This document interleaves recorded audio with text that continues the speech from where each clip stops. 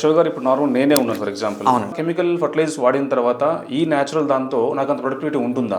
బేసిక్గా బ్రో మీ ల్యాండ్స్ అన్ని ఆల్రెడీ చాలా యూరియా డిఏపీ వేశారు, విపరీతంగా వేశారు. సో ల్యాండ్స్ ఏం పండట్లేదు. ఒకప్పుడు ఒక 10 క్వింటాలు 20 క్వింటాలు పండేది, ఇప్పుడు 5 క్వింటాలకే వచ్చేసింది అనుకుందాం ఎగ్జాంపుల్.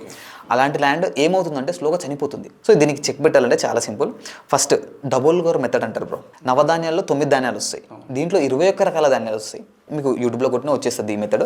అది సాయిల్లో వేసేస్తాం ఫస్ట్, వేసి దున్నేసుకుంటాం ఒకసారి. దున్నితే ఏమవుతుంది, 45 days తర్వాత పెరుగుతాయి అన్ని.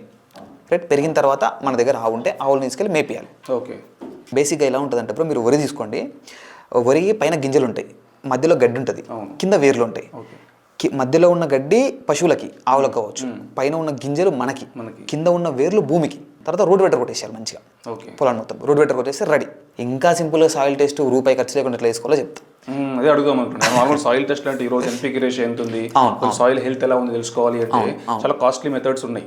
సో అలా రూరల్ ఏరియాస్లో తక్కువ ఖర్చుతో అయిపోయి మెథడ్ అడుగుదాం అనుకున్నా, మీరే చెప్తా ఉన్నారు.